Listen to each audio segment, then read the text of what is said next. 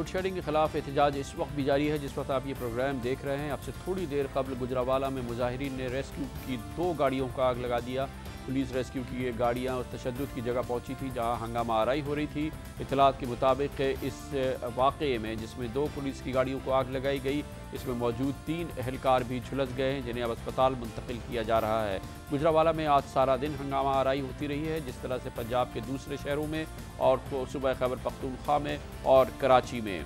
लेकिन इस load shedding की इस बदतरीन फ़िज़ा से ज़रा पहले इख्ताम हफ्ता हुकूमत ने कमज़ोर आवाम पे एक और वार किया था जब पेट्रोलियम मसनूआत की कीमतों में 5% तक इजाफा कर दिया गया था। पेट्रोल की कीमतों में तकरीबन 5% इजाफा किया गया था, जबकि डीजल की कीमतों में तकरीबन 1.5% के करीब इजाफा किया गया था। ये इजाफा उस वक्त किया गया जब ये इत्तलात आई कि सितंबर के महीने में पाकिस्तान में महंगाई में होशरुबा इजाफा हुआ है और इसकी तस्दीक खुद वफाकी इदारे शुमारियात ने कर दी थी, जिसमें कहा गया था कि 18 अशिया की कीमतों में, खाने पीने की बुनियादी चीज़ों की कीमतों में इजाफा किया गया है। और इसके अलावा ये भी बताया गया था कि सबसे ज़्यादा इजाफा उन चीज़ों पे हुआ जो कि गरीब खाता है, मिसाल के तौर पर टमाटर, प्याज, लाल मिर्च, सरसों का तेल। इसके अलावा अंडे, गंदम, गोश्त, गुड़, दाल, चना, ताज़ा दूध और चावल की कीमतों में इजाफा हुआ है। और कीमतों में इजाफा अगस्त के मुकाबले में सितंबर के दौरान तकरीबन 5.5% हुआ है और 30 ज़रूरी अशिया की कीमतों में इजाफा किया गया है।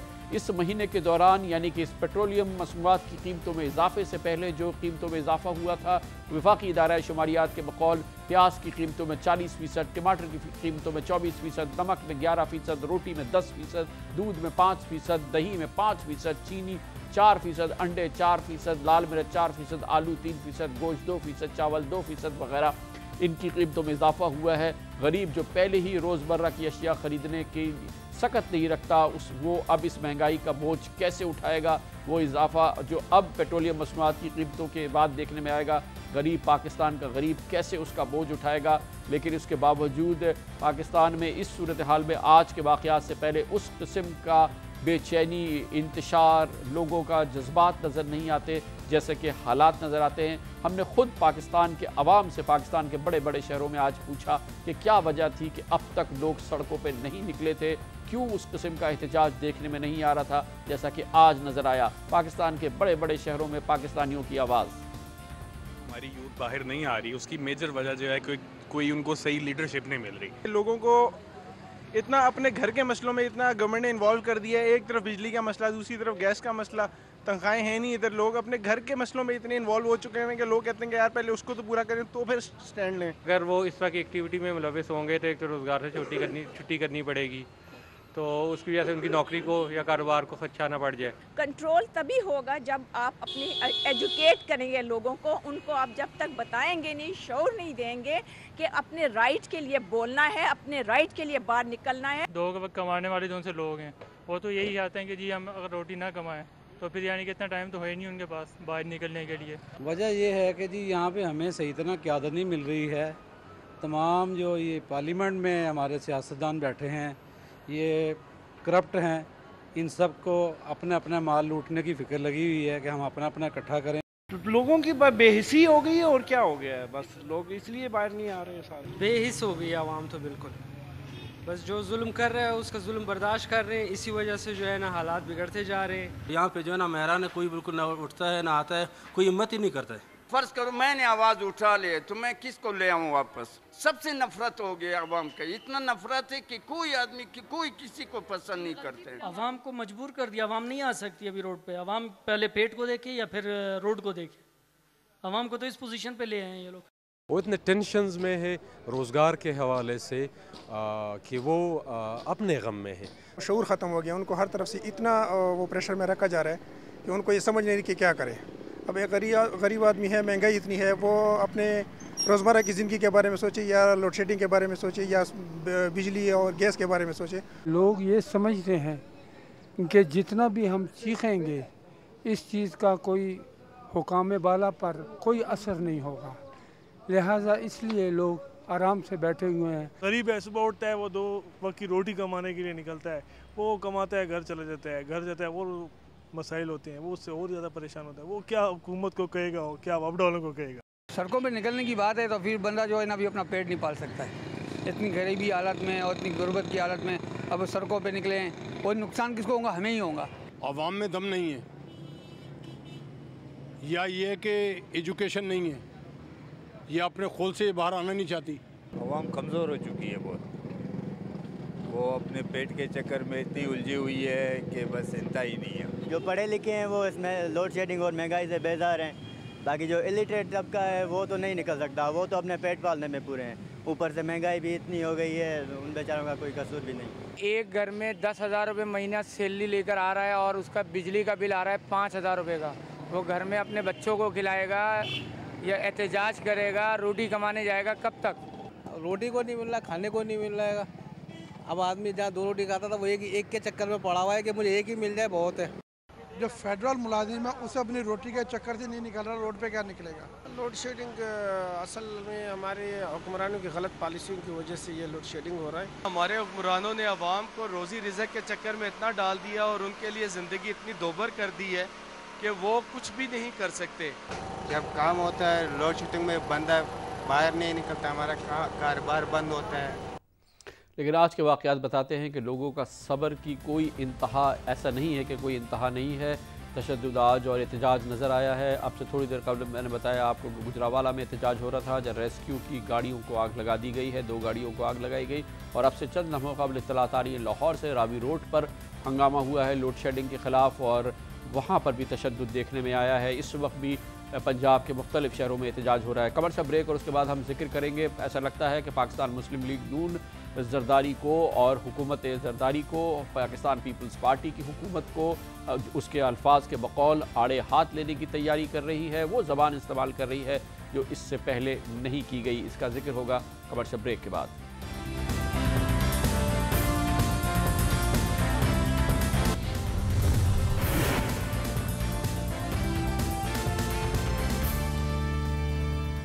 पाकिस्तान मुस्लिम लीग नून के कायदीन, जिसमें जनाब नवाज शरीफ, जनाब शहबाज शरीफ, कायदे हिज़्ब इख्तिलाफ चौधरी निसार अली खान शामिल हैं।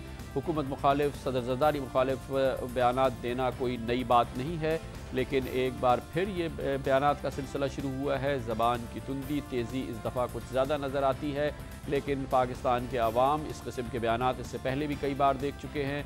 मुबस्सरीन अब भी शक में हैं कि क्या वाकई इस दफ़ा के इन बयानात के पीछे कोई और हिकमत अमली है, या ये कि ये गुज़िश्ता बयानात की ही तरह उसी के पस मंज़र में देखे जाएँ।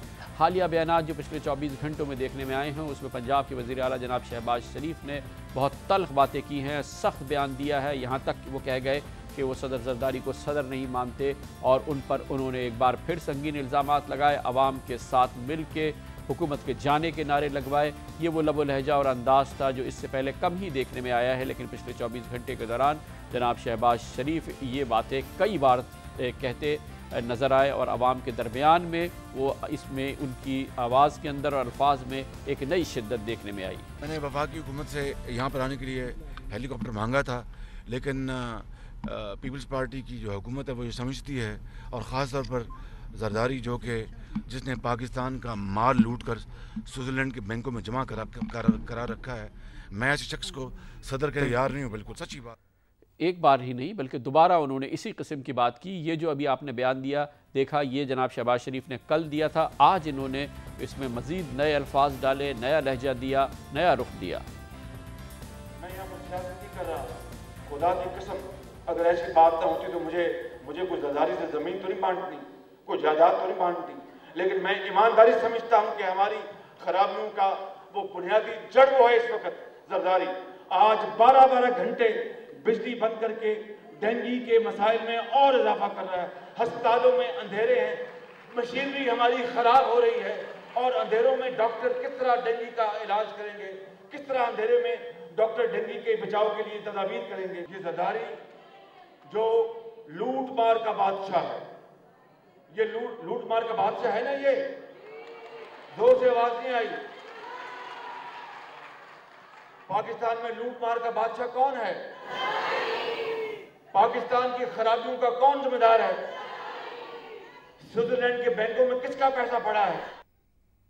ये बातें पहली बार नहीं की गई, लेकिन आज जनाब शहबाज शरीफ ने उसको दोहराया है। आज जनाब नवाज शरीफ ने भी एक बार फिर कहा कि वो समझते हैं कि जनाब आसिफ अली जरदारी जमहूरियत के लिए ख़तरा हैं, बल्कि एक जमहूरियत के लिए धमकी है। ये कौन सी हुकूमत की नज़रों में पार्लियामेंट की क्या हैसियत है? हुकूमत ये डेमोक्रेसी चला रही है और मैं अफसोस के साथ ये बात करता हूँ कि ये बहुत पहले हमने ये बातें शुरू कर दी थी। मैंने आज से 1.5 साल पहले कहा था कि जरदारी साहब जो पाकिस्तान की जमहूरियत के लिए एक थ्रेट साबित हो रहे हैं, जो कि आज बिल्कुल सही साबित हुआ है। इन बातों की अहमियत, इस नई तरक्की, इस नई तुंदी तेज़ी की अहमियत जानते हैं। इसके लिए हम जाएंगे लाहौर, जहाँ पर हमारे साथ मौजूद हैं सियासी उमूर के मुमताज़ तज़कियाकार जनाब इरफान सिद्दीकी। बहुत बहुत शुक्रिया इरफान सिद्दीकी साहब। क्या अब भी अगर कुछ मुबस्सरीन ये समझते हैं कि ये बयानात अपनी जगह, लेकिन पाकिस्तान मुस्लिम लीग नून के कायदीन के बयानात हुकूमत के लिए खाने के और हैं और दिखाने के कुछ और? शुक्रिया कामरान साहब। मैं समझता हूँ कि 3.5 साल का अरसा गुजर गया है। अब खाने और दिखाने के दांतों के दरमियान कोई ज़्यादा फासला शायद ना रखा जाए, क्योंकि सियासी हिकमत अमली का तकाजा ये है कि जब आगे इंतखाबात आने वाले हैं और इंतखाबात के अंदर बहरहाल लाइंस ड्रा होनी है और बड़ी वाज़ेह होनी है। पीपल्स पार्टी और मुस्लिम लीग नून की तारीख़ से आप बाखबर हैं, ये कितने ही करीब आएँ और कितने ही मीसाक इनके दरमियान हो जाएँ। दो राइवल जमातें हैं और जब इन्हें इंतखाबात के अखाड़े में कूदना है तो इनकी कुश्ती एक दूसरे के ख़िलाफ़ ही होनी है।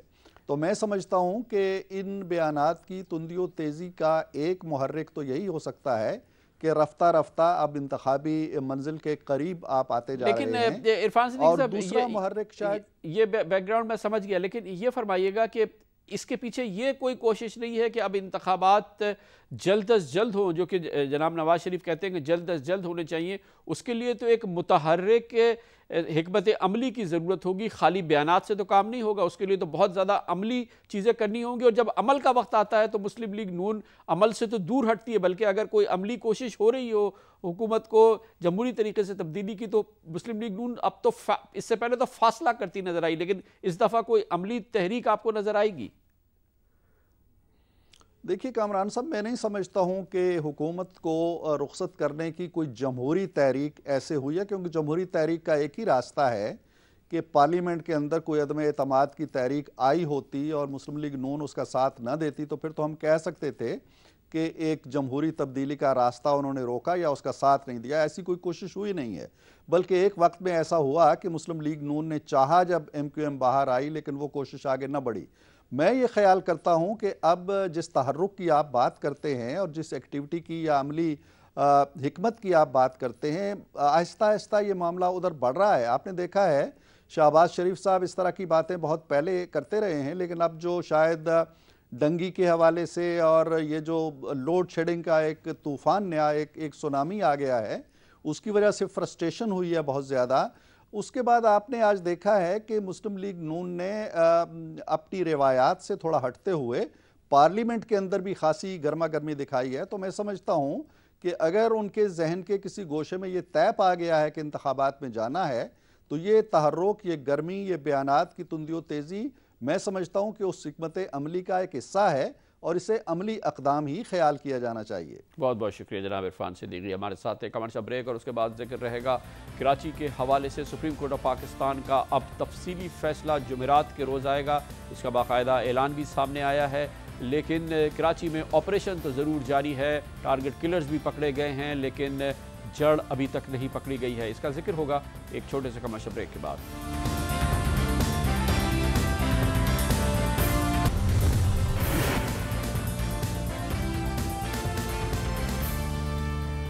कराची के हालात में बेहतरी आई थी। सुप्रीम कोर्ट ऑफ पाकिस्तान ने खुद नोटिस लिया था कराची में कत्ल गारत और भत्ताखोरी का, और उसके बाद से मुसलसल समात कराची में की गई थी और इब्तदाई हुक्मनामा भी जारी किया गया था। आज सुप्रीम कोर्ट की जानिब से कहा गया है कि जुमेरात को सुप्रीम कोर्ट कराची के हवाले से अपना तफसीली फ़ैसला देगी। पाक फ़ौज ने भी कराची के हालात का संजीदगी से नोटिस लिया था और प्रायोरिटी पे ऑपरेशन यहाँ शुरू किया गया था, जिसके बाद रेंजर्स को इख्तियारात दिए गए थे। ऑपरेशन चल रहा है, जिसकी वजह से कराची में कत्ल गारत में भी कमी आई है, भत्ताखोरी में भी कमी आई है, लेकिन अब भी माहिरीन कहते हैं कि जड़ तक नहीं पहुँचे हैं कानून नाफिज करने वाले इदारे। जड़ अब भी बाकी है और मास्टर माइंड अब भी बाकी हैं। सरकारी ज़राए कहते हैं कि पिछले चंद दिनों के दौरान होने वाले ऑपरेशन में अब तक 1200 से ज़ायद जराइम पेशा अफराद को गिरफ्तार किया गया है, जिनमें से इत्तलात के मुताबिक 72 टारगेट किलर्स और 32 भत्ताखोर शामिल हैं।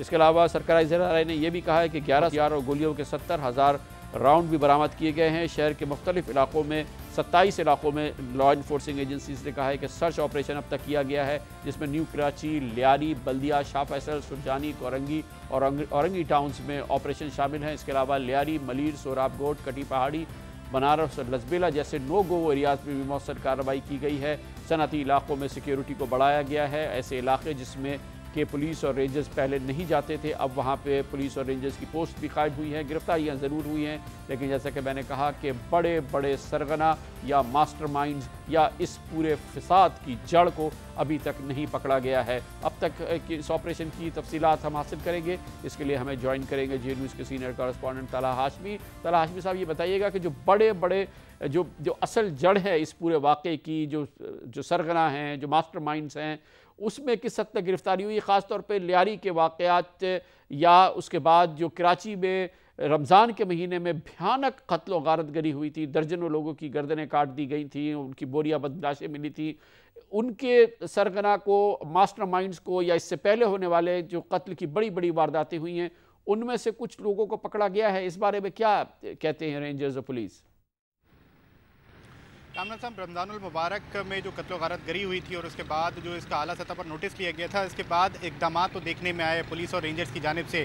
ताहम रमज़ानुल मुबारक में जो लोगों के गले काटे गए थे, उन्हें जिस तरह बोरियों में बंद करके फेंका गया था, उसका ताहाल कोई भी मुल्ज़िम गिरफ्तार नहीं किया जा सका, ना ही उसके मास्टरमाइंड तक पहुँचा जा सका, ना ही इस जो साजिश थी उसका पता लगाया जा सका। इसके अलावा जो सरकारी हुकाम है, गुज़िश्ता रोज़ सूबाई वज़ीर दाखिला ने दावा किया था कि अब तक 114 टारगेट किलर्स को गिरफ्तार किया है, 761 भत्ताखोर गिरफ्तार किए गए हैं। इसके अलावा जो दीगर मुल्ज़िमान हैं उन्हें गिरफ्तार किया गया है।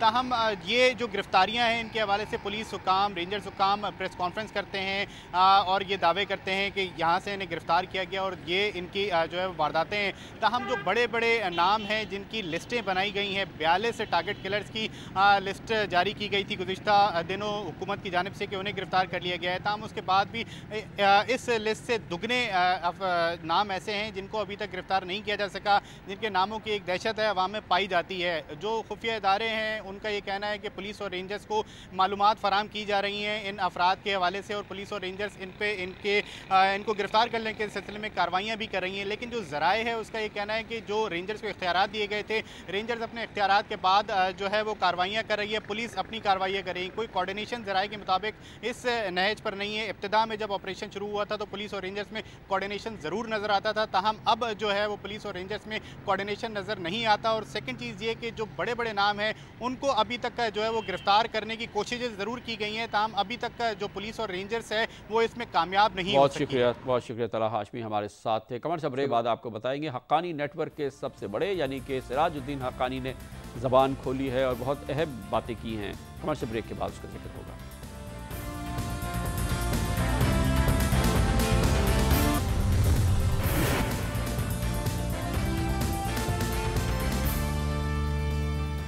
अमेरिका के सर पर हक्कानी नेटवर्क सवार है और हक्कानी नेटवर्क के सरगना सबसे बड़े सिराज हक्कानी अमेरिका के सर पर सवार हैं। अमेरिका हर चीज़ की जिम्मेदारी हक्कानी नेटवर्क पर डालता है और ख़ास तौर पे अपनी फ़ौजी जो मसाइल उसके लिए पैदा हो रहे हैं अफ़गानिस्तान में, जो उस पर हमले हो रहे हैं, उसकी ज़िम्मेदारी भी हक्कानी नेटवर्क पर डालता है और कहता है कि हक्कानी नेटवर्क को ISI चला रहा है। सिराजुद्दीन हक्कानी जो कि हक्कानी नेटवर्क के इस वक्त लीडर तस्वुर किए जाते हैं, वो इंटरव्यूज़ नहीं देते हैं, लेकिन उन्होंने एक गैर मामूली इंटरव्यू दिया है BBC की पश्तो सर्विस को, जिसमें उन्होंने उन सवालात पर बात की है, इल्ज़ामात पर बात की है जो कि हक्कानी नेटवर्क के हवाले से अमेरिका में आला तरीन सतह से लगाए जा रहे हैं। सिराजुद्दीन हक्कानी ने अपने इंटरव्यू में कहा है कि हक्कानी ग्रुप ISI से कोई हिदायत नहीं लेता। हक्कानी ग्रुप के ISI से राब्ते के इल्ज़ामात लगाकर बैरूनी अफवाज अपनी नाकामियों पर पर्दा डालना और लोगों के जहन में शकूक व शुबात पैदा करना चाहती हैं। सिराजुद्दीन हक्कानी ने कहा कि अमरीकी खुफिया एजेंसियों ने मुझसे रब्ता किया था, जो चाहती थी कि हमारा ग्रुप अफगान हुकूमत के साथ अमन मुज़ाकरात करे। सिराजुद्दीन हक्कानी ने कहा कि हमने बुरहानुद्दीन रब्बानी को कत्ल नहीं किया और इस्लामी इमारात यानी तालिबान के तर्जुमान की जानिब से मुतअद्दिद बार इस बात की तरदीद की जा चुकी है। उन्होंने कहा कि अमरीकी सिफारत खाना, नेटो हेडक्वार्टर्स और दीगर मकामात पर हमले के पीछे इस्लामी इमारात का हाथ है और इन हमलों के अहकामात एक मिलिट्री काउंसिल ने दिए थे और ये किसी इनफरादी शख्स का काम नहीं था। हम जानते हैं कि इन मगरबी ताकतों का मकसद अमन का क़याम नहीं बल्कि वो इमारात के मुजाहिदीन के दरमियान तनाव पैदा करना चाहती हैं। सिराजुद्दीन हक्कानी ने कहा कि मगरब जो खेल खेल रहा है वो अपने अंजाम के करीब ही पहुँच चुका है। उन्होंने कहा कि पाकिस्तान की हुकूमत और अवाम को अपनी इस्लामी इक़दार के हवाले से मोहतात रहने की ज़रूरत है। उन्हें समझना चाहिए कि अमेरिका इस वक्त तक पाकिस्तान को पुरअमन ज़िंदगी गुजार नहीं देगा जब तक वो पाकिस्तान की तमाम तर दौलत और इक़दार को तहस नहीं कर देता। सिराजुद्दीन हक्कानी ने BBC से कहा कि हमारा ग्रुप तहरीक तालिबान का हिस्सा है और हम सिर्फ मुल्ला उमर के ही वफादार हैं। मुल्ला उमर हमारे रहनुमा हैं और हम उनकी पैरवी करते हैं। तहरीक तालिबान के अंदर या इस्लामी इमारात में हमें अहम और मखसूस काम दिए जाते हैं और हम उनकी तकमील इमारात के क़वाइद और ज़वाबित के मुताबिक करते हैं। हमें हर ऑपरेशन में इमारात की क़ियादत की जानिब से अहकामात, मनसूबाबंदी और माली वसाइल दिए जाते हैं और हम उनके मुताबिक ही काम करते हैं। अलहदा जमात या ग्रुप का तो सवाल ही पैदा नहीं होता। यानी कि हक्कानी नेटवर्क कुछ नहीं है, जो कुछ है इस्लामी इमारात, ये वो नाम है जो तालिबान अपने लिए इस्तेमाल करते हैं। हमारा आज का सवाल था जिसके ज़रिए आप हमारे प्रोग्राम में शामिल हुए। हुकूमत लोड शेडिंग ख़त्म करने में नाकाम हो गई है, मगर अब अवाम क्या करें। शफीक इस्लामाबाद फैसलाबाद से लिखते हैं कि अवाम सिविल नाफरमानी की तहरीक का रास्ता अपनाएं। राजा अंसार आज़ाद कश्मीर से कहते हैं हुकूमत को अवाम को अब हुकूमत के ख़िलाफ़ लॉन्ग मार्च की तैयारी करनी चाहिए। सलाउद्दीन कराची से कहते हैं हुक्मरानों को इक़्तिदार में 3.5 साल का अरसा हो गया, क्यों गिलानी साहब ने बिजली के बुरहान पर काबू नहीं पाया। राशिद महमूद वज़ीराबाद से कहते हैं अवाम को दरपेश मुश्किलात हुकूमत की नाअहली की वजह से है, हुकूमत को इस्तीफ़ा देना चाहिए। अकबर लाहौर से कहते हैं करप्शन और बदइंतज़ामी के ख़िलाफ़ अवाम अब उठ खड़े हों। इसके साथ ही हमारे आज के प्रोग्राम का इख्तिताम होता है। कल आपसे फिर मुलाकात होगी। कल तक के लिए कामरान खान को इजाज़त। अल्लाह हाफ़िज़ नासिर।